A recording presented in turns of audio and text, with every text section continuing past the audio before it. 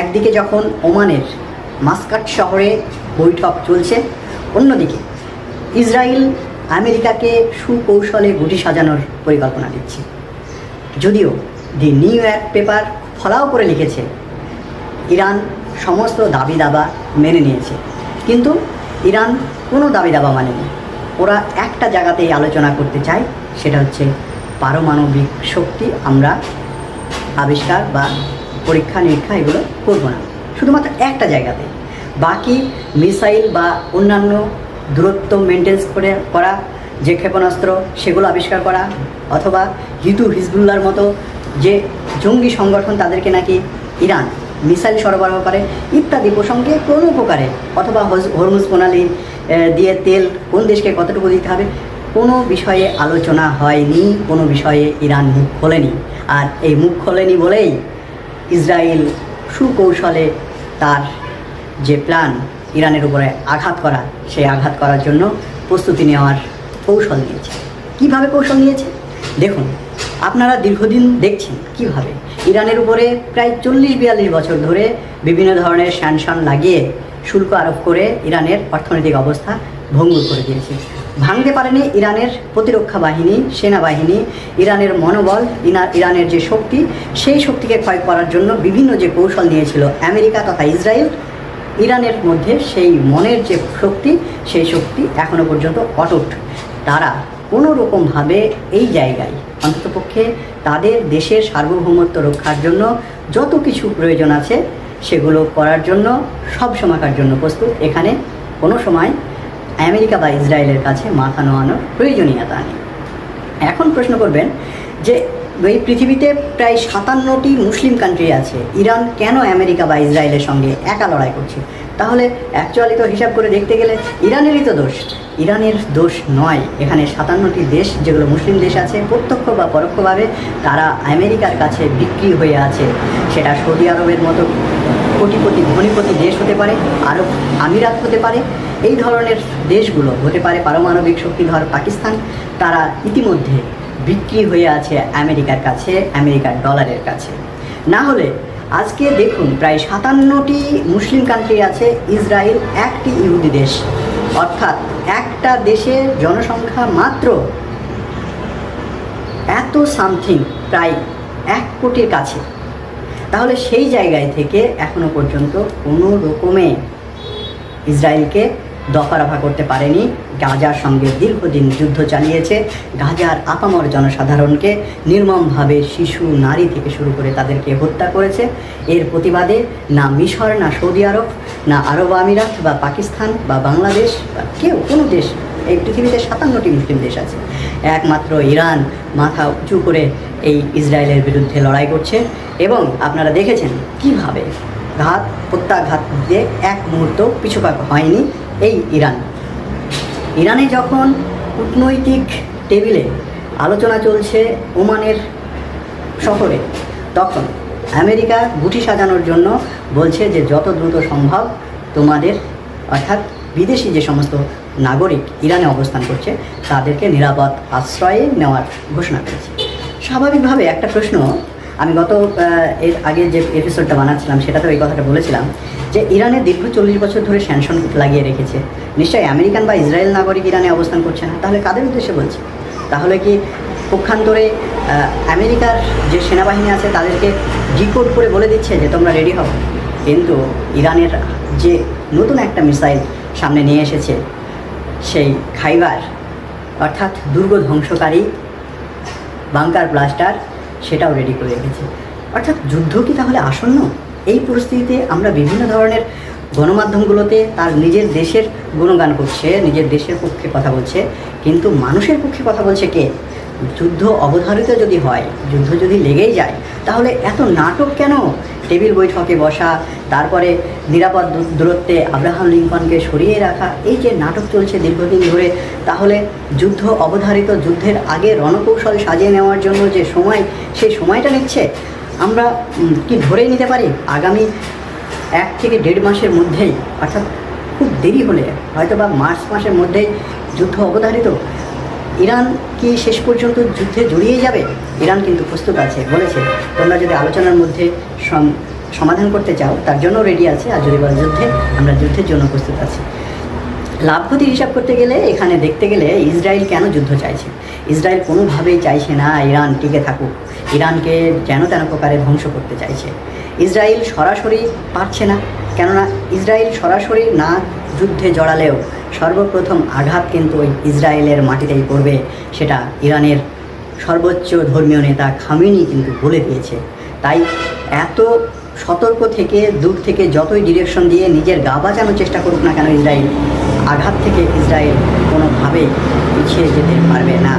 আমরা দেখতে পাচ্ছি যখন ওমানে আলোচনা চলছে, অন্যদিকে সামরিক ঘাঁটিগুলো, সামরিক বাহিনী থেকে শুরু করে মিসাইল, ড্রোন, র্যাডার সিস্টেম আরও মজবুত থেকে মজবুত করছে। আমেরিকার এটা স্বভাব, একসময় যখন তারা আলোচনার টেবিল বসে, তার মানে বুঝতে হবে তারা শেষ ধাপে দাঁড়িয়ে আছে।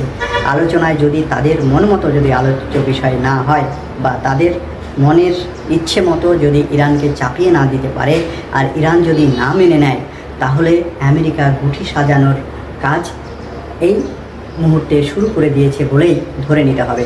বিগত দিনে যে সমস্ত দেশগুলির সঙ্গে দীর্ঘদিন আলোচনা করেছে, আমরা দেখেছি যখন ভারতের সঙ্গে কোনো ট্যারিফ বিল নিয়ে, ট্যারিফ বা শুল্ক নীতি নিয়ে আলোচনা করছে, তখন ট্যারিফ আরও বেড়ে যাচ্ছে।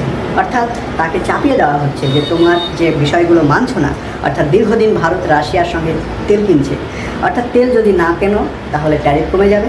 আমি তোমার সঙ্গে এতক্ষণ যে আলোচনাটা করলাম সেটা জাস্ট আই ওয়াশ, মানুষকে বোঝানোর জন্য। দেখো, আমি ভারতের প্রধানমন্ত্রীর সঙ্গে আলোচনার টেবিলে বসেছি, সেখানে ভারত কোনো মতেই আমার সঙ্গে সায় দিচ্ছে না, একমত হচ্ছে না, তাহলে এখানে আর বিকল্প কোনো উপায় নেই। তাই প্রয়োজন হলে আমি 500% পর্যন্ত ট্যারিফ লাগিয়ে দিতে পারি। এই কথা খোদ আমেরিকার প্রেসিডেন্ট ডোনাল্ড ট্রাম্প তার যে Z1 সেখানে বসে সাংবাদিকদের বলেছিলেন, আপনারা প্রত্যেকে কিন্তু জানেন। পরবর্তীতে এই মুহূর্তে হঠাৎ করে তিনি আবার সম্পর্ক ভালো করেছেন এবং 18% ট্যারিফের কথা বলেছেন। আজকের ঘটনা, এই ট্যারিফ আরও কমছে, অর্থাৎ 12%, 15% ট্যারিফ নেমে আসবে। বোঝাতে চাইছে যে আমার সঙ্গে যে সমস্ত দেশ সম্পর্ক ভালো রাখবে তারা সুখে শান্তিতে বাস করতে পারবে, আমার সঙ্গে যে দেশ সম্পর্ক ভালো রাখবে না তার অবস্থা ইরানের মতো বা রাশিয়ার মতো হবে। আপনারা জানেন দীর্ঘদিন কিভাবে রাশিয়ার সঙ্গে ইউক্রেনের যুদ্ধ লাগিয়ে একটি ছোট্ট দেশ ইউক্রেন, সেই দেশটার অর্থনৈতিক পরিস্থিতি, সেনাবাহিনী থেকে তার সমস্ত কিছু ধ্বংস করে দিয়েছে রাশিয়া। এখনও পর্যন্ত আমেরিকা চুপচাপ বসে দেখছে এই ধ্বংসলীলা। কোনো প্রকারে আপনারা আলোচনার মধ্যে বসে সমাধান করুন, এরকম কথা ডোনাল্ড ট্রাম্প দু একবার বললেও ফলপ্রসূ হয়নি এখন পর্যন্ত। ঘটনাক্রমে আজকের দিনে দাঁড়িয়ে যদি ওমানের এই আলোচনা সুস্থ স্বাভাবিক না হয়, দুই দেশই বলবে যে আমরা ভাবছি, আমরা দেখছি, আমরা নিশ্চয়ই এর একটা আলোচনা হয়েছে, আমরা খুশি, তবে এটা নিয়ে আর একটু ভাববো, আর একটু আলোচনা করব। তার মানে বুঝে নিতে হবে আপনারা যুদ্ধের জন্য প্রস্তুতি নিচ্ছেন, একটু সময় নিচ্ছেন। খুব দ্রুতই ইরানের উপরে হয়তোবা আমেরিকা অ্যাটাক করবে। আমেরিকার উপরে অ্যাটাক না করলেও ইসরায়েলের উপরে ইরান যে অ্যাটাক করবে সেটা বলাই বাহুল্য। আর কোনো ক্রমে যদি সৌদি আরবের মতো দেশের মাটি ব্যবহার করে ইরানের উপরে আক্রমণ করে, এটা আমেরিকার ট্র্যাজেডি হতে পারে।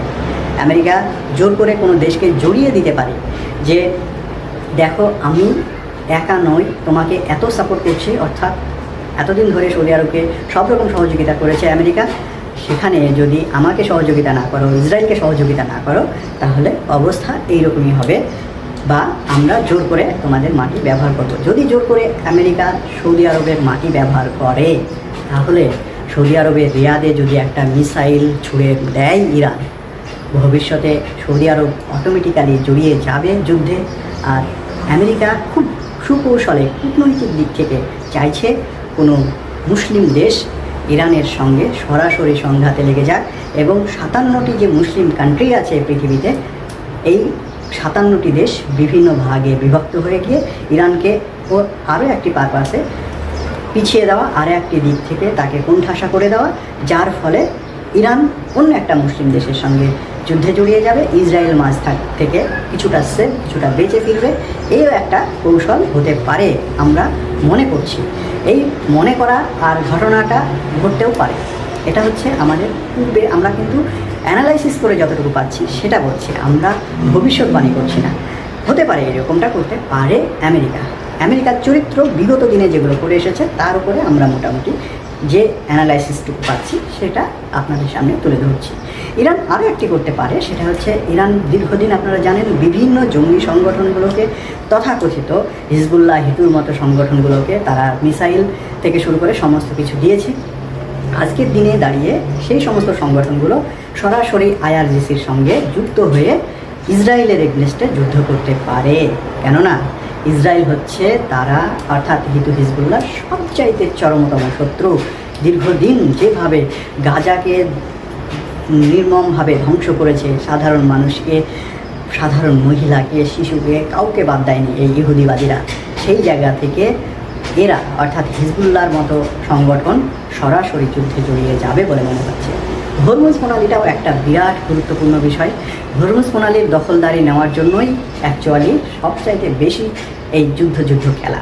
এখানে সুকৌশলে হরমুজ প্রণালীটা আমেরিকা চাইছে, কেননা আমেরিকা যদি এই হরমুজ প্রণালী পেয়ে যায় তাহলে এই যে রাশিয়া তেল পাচ্ছে বা চীন তেল পাচ্ছে, এরা একদিক থেকে কোণঠাসা হয়ে যাবে। হরমুজ প্রণালীর দখলদারি যদি পায় আমেরিকা, অর্থাৎ এই হরমুজ প্রণালীটাই মেন লক্ষ্য। এখানে জঙ্গি সংগঠন হচ্ছে, পারমাণবিক শক্তি তৈরি করছে ইত্যাদি বিষয়গুলো সম্পূর্ণটাই হচ্ছে আইওয়াশ। মেন এজেন্ডা যেটা আলোচনা চলছে হরমুজ প্রণালী নিয়ে কথা। এখানে হরমুজ প্রণালী নিয়ে ইরান কোনো প্রকারে একটিও শব্দ ব্যবহার করতে চায়নি।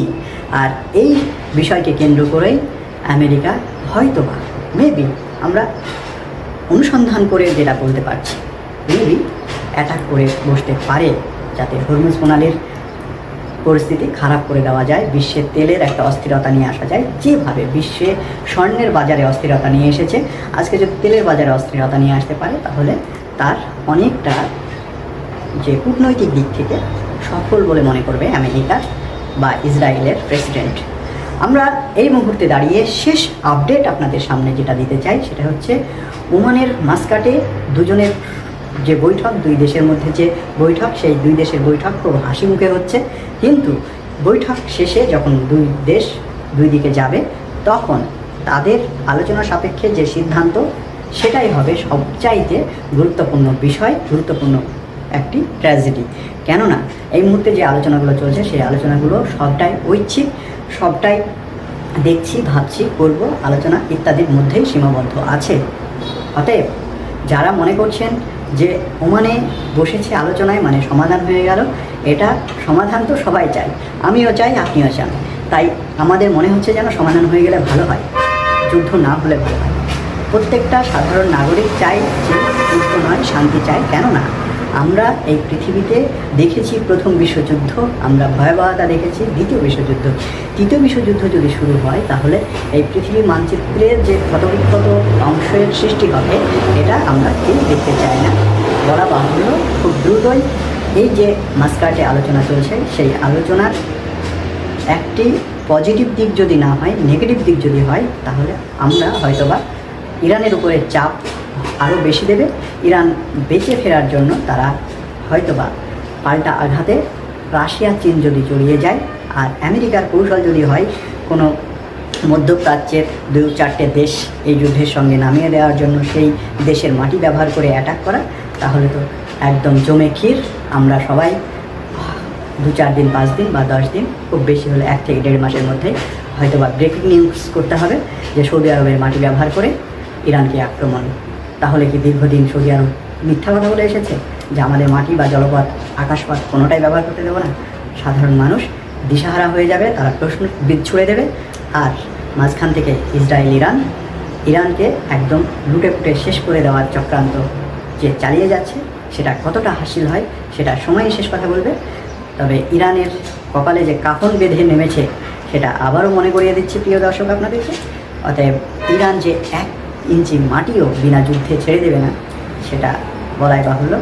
ইরানের একজন সংগ্রামী মানুষ বেঁচে থাকলেও এই যুদ্ধ চলবে, এবং যারা ইরানের বিরুদ্ধে লড়বে যে সমস্ত মুসলিম দেশ, তারা যদি সুকৌশলে আমেরিকা ভুল বুঝিয়েও তাদের মাটি ব্যবহার করে, সে দেশগুলি কোনোভাবেই ক্ষমা পাবে না। সেটা সৌদি আরব হতে পারে, সেটা মিশর হতে পারে, সেটা আরব আমিরাত হতে পারে, সেটা কাতার হতে পারে, যে কোনো দেশ হতে পারে।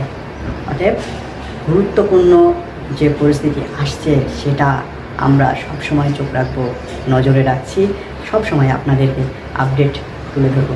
প্রিয় দর্শক, এতক্ষণ সঙ্গে থাকার জন্য আপনাদের সকলকে অসংখ্য ধন্যবাদ।